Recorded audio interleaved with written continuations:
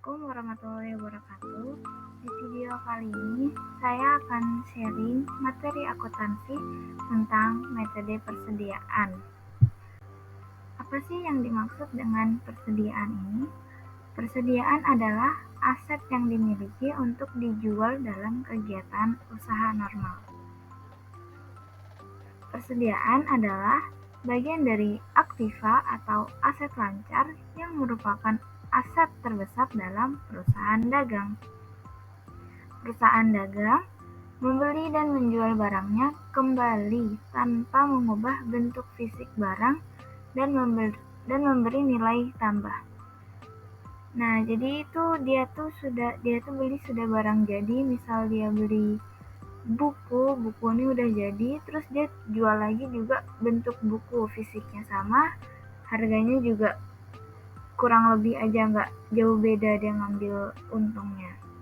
Berbeda dengan perusahaan dagang, di perusahaan manufaktur membeli bahan baku atau barang setengah jadi, kemudian diolah menjadi barang jadi untuk siap dijual di pasaran. Pada perusahaan manufaktur sendiri memiliki 3 kategori, yaitu ada bahan baku untuk produksi, contohnya ini ada kapas, lalu dijadikan barang setengah jadi yang akan diproses menjadi barang jadi, itu contohnya ada ini benang ya, dan yang barang jadinya itu jadilah menjadi kain yang siap dijual. Nah, yang akan kita pelajari di sini di akuntansi persediaan ini memiliki tujuan untuk mencatat setiap mutasi dan setiap jenis persediaan yang dimiliki dan disimpan oleh perusahaan. Sistem ini berhubungan dengan penjualan dan return penjualan serta pembelian dan return pembelian. Untuk metode penilaian persediaan ini ada 3. Biasanya digunakan untuk mencari nilai akhir persediaan. Berbeda metode, berbeda pula hasil dari nilai persediaannya. Jadi metode yang pertama ada FIFO atau first in first out. Metode yang pertama ada, yang kedua ada LIFO atau last in first out. Yang kedua ada LIFO dan yang terakhir ada average cost, perhitungan rata-rata. Dan yang metode yang pertama ada metode FIFO atau first in first out. Jadi ilustrasinya itu seperti misal ada barang yang pertama kali datang di tanggal 1 Juli. Ini kardus yang pertama. Terus lanjut di tanggal ketiga datang kardus kedua. Dan lanjut di tanggal kelima ada datang lagi barang yang di kardus ketiga. Yang pertama kali dijual misal di tanggal ke-6 itu adalah kardus yang di kardus pertama kali datang, yang di tanggal 1 datang. Terus lanjut yang di tanggal ke-7 mau jual barang selanjutnya itu juga yang barang yang kedua, misal kalau yang kardus yang pertama udah habis baru dijual lagi yang kedua. Jadi terus lanjut lagi ke yang terakhir. Jadi dia berurutan dari yang pertama kali datang diurutkan sampai yang terakhir kali datang, first in first out namanya. Lain halnya dengan LIFO atau last in first out. Ini yang kardus yang pertama kali datang, misal tanggal 1 tadi. Terus lanjut tanggal 2 ada kardus kedua datang. Terus lanjut di tanggal 2 ada kardus kedua datang. Ketiga ada kardus ketiga datang. Itu yang pertama kali dijual di tanggal ketiga. Ada kardus keempat, itu adalah yang pertama kali datang yang terakhir kali datang di tanggal ketiga. Terus dia berurutan ke belakang, jadi dia yang pertama kali datang tuh diterakhirkan gitu. Baru yang terakhir yang dikeluarkan, yang pertama kali datang. Itu namanya last in first out. Biar lebih jelas, kita lanjut ke contoh soal pengerjaan soal. Jadi untuk contoh soal persediaan di sini ada ini transaksi pada bulan Oktober. Ada persediaan awalnya sekian dan pembeliannya sekian, terus lanjut yang lainnya ya. Untuk cara menjawab soal seperti ini, kita perlukan kartu stok. Kartu stok di sini template-nya bebas ya, tapi aku pakai template yang kayak gini, yang pada umumnya template yang biasa dipakai itu seperti ini. Itu kartu stok ini terdiri dari tanggal, terus ada keterangan dia pembelian atau penjualan atau pengembalian, terus nanti masuk barangnya itu ada berapa jumlahnya dan harganya, pengeluaran penjualannya juga ada berapa jumlah dan harganya, terus lanjut yang tabel yang terakhir itu ada stok atau barang yang tersisa itu ada berapa, terus harganya berapa. Namun perlu digarisbawahi, semua harga satuan yang kita isi di kartu stok ini merupakan harga pokok. Jadi kita masuk pakai harga pokok, pakai harga yang kita beli tadi. Terus penjualannya juga kita pakai harga belinya. Yang terakhir yang barang tersisa itu juga pakai harga beli. Sama sekali harga jual itu nggak dipakai sama sekali di kartu stok ini. Step pertama, kita siapkan kartu stoknya.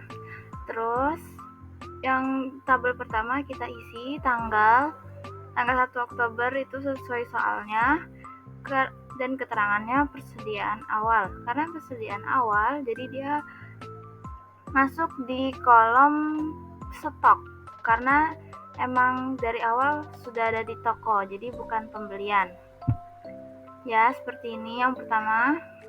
Lanjut step kedua itu tanggal 5 Oktober dia beli, berarti kolomnya di mana ya, di yang masuk ini. Terus diisi unitnya 400 dan harganya 550. Jadi di sisa stoknya yang paling sebelah kanan itu dia ditambahin sama yang pembelian tadi. Jadi stoknya itu yang stok kemarin sama yang stok tadi hari ini dibeli dijadiin satu. Maksudnya ditulis lagi gitu, tapi dibedakan karena harganya berbeda. Lanjut step kedua itu ada dia menjual. Karena ini first in first out, dia menjual yang pertama kali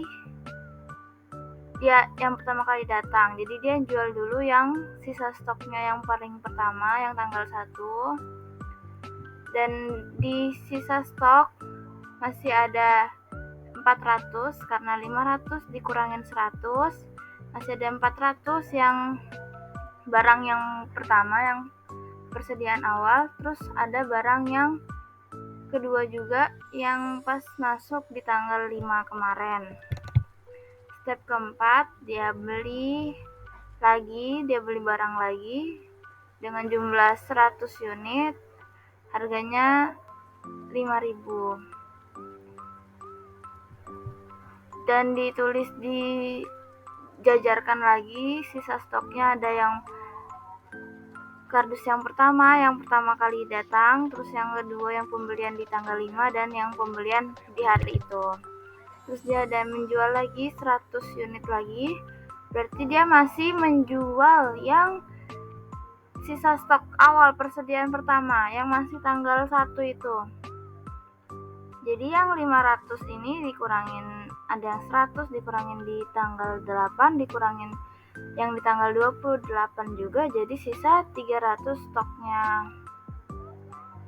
Step terakhir dia menjual lagi 200, jadi yang sisa stok pertama kali persediaan awal tuh masih ada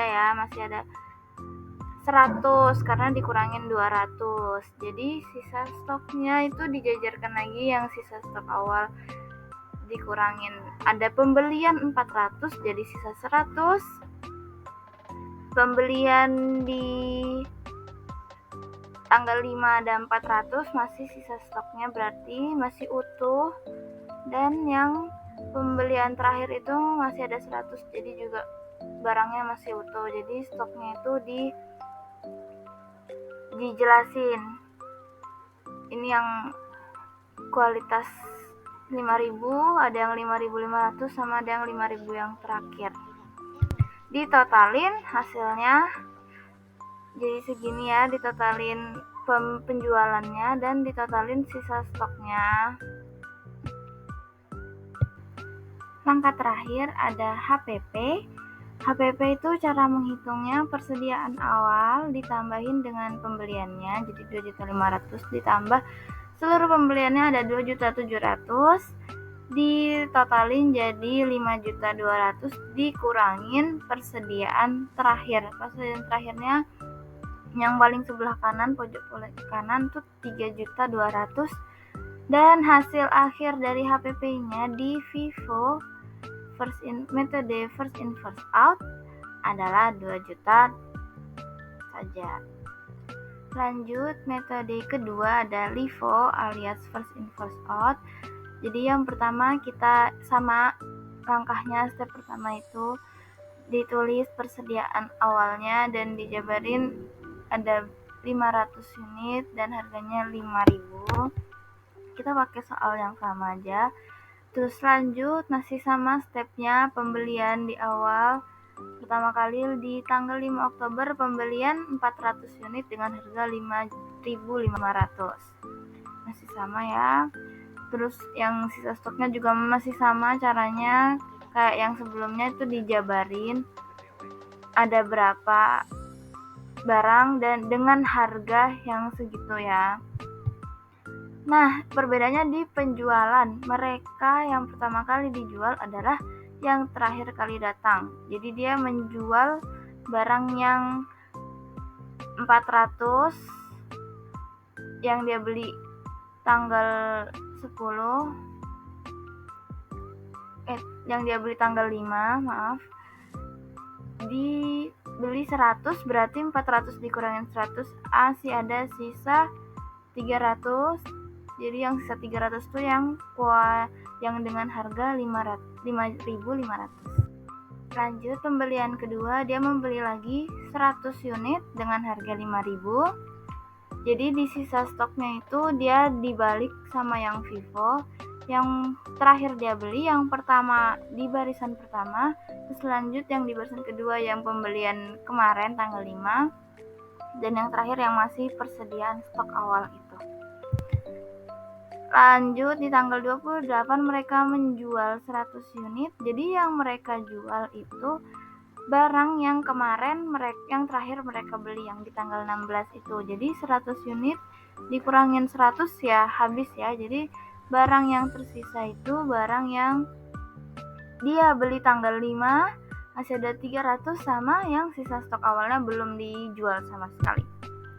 Lanjut, mereka jual lagi 200. Jadi yang mereka ambil yang di penjualan terakhir ini yang pembelian pertama yang di tanggal 5. Jadi masih ada kemarin sisa 300, dijual lagi 200 jadi sisa 100. Dan terakhir total sisa stoknya ada 3.050.000. Cara menghitung HPP-nya, jadi HPP-nya ini pasti totalnya beda dengan yang FIFO. Jadi HPP-nya ada persediaan awal 2.500.000, pembeliannya ditambahin 2.700.000, masih sama ya, totalnya 5.200.000 dikurangin persediaan terakhirnya 3.050.000 dengan hasil akhirnya 2.050.000. Metode yang terakhir ada average cost. Jadi dia itu pembelian pertama dan pembelian keduanya itu dirata-ratakan. Jadi harga jualnya itu harga yang dirata-ratakan, bukan yang kayak yang dijual kan kalau yang FIFO tadi yang pertama kali dibeli sama yang terakhir kali dibeli gitu. Kalau yang average cost ini dia dirata-ratakan harganya. Jadi yang step pertama kan masih sama tuh, stok awal masih jumlah 500 dengan harga 5.000. Sama kan, masih sama tuh. Terus masih sama yang pembeliannya juga. Nah, tapi bedanya di stok. Di bagian stoknya itu dia langsung dijumlahkan. Jumlah barangnya ada 500 ditambah 400 dan harganya langsung dirata-ratakan. Jadi harganya yang pertama itu ada 5.000 ditambah 5.500 dibagi 2, langsung dirata-ratakan, dapat hasilnya 5.220. Terus lanjut, dia jadi ngejualnya itu nggak perlu pilih-pilih barang yang pertama kali dibeli atau yang terakhir gitu, nggak perlu, terserah aja, bebas. Jadi dia langsung ngejual 100, jadi 900 dikurangin 900 dikurangin 100 sama dengan 800. Nah, ini kita double ya. Terus lanjut, dia membeli lagi 100, jadi 800 ditambahin 100 jadi 900. Ini yang terakhir, yang tabel terakhirnya yang dipatokin. Lanjut, dia jual lagi, jadi tinggal tambah kurang, harganya tinggal dirata-ratakan aja.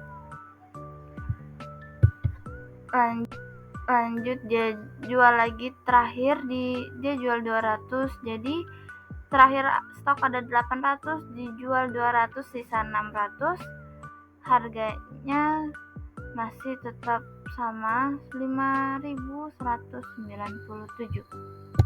Totalnya jadi yang average cost ini cuman sedikit aja ya tabelnya, dia nggak perlu ini barang yang pertama kali datang, ini barang yang terakhir kali datang, nggak kayak gitu. Jadi dia langsung rata-ratain aja.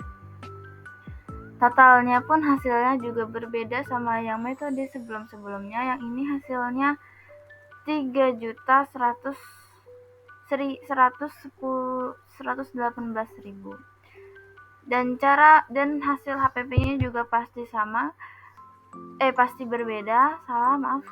HPP-nya itu 2.500.000 ditambahin pembelian 2.700.000 masih sama 5.200.000, dengan persediaan terakhirnya dikurangin 3.118.000, hasilnya 2 juta. Nah, jadi kita dapatkan hasil terakhir metode LIFO itu lebih besar HPP-nya dibanding dengan FIFO. Jadi itu tergantung penjualan lagi, kalian mau pakai metode yang mana dan yang seperti. Tapi kalau average cost ini dia hitungannya tergantung berapa harganya. Jadi dia bisa lebih besar daripada FIFO-LIFO, dia juga bisa lebih kecil daripada FIFO-LIFO. Ya, sekian. Thanks for watching.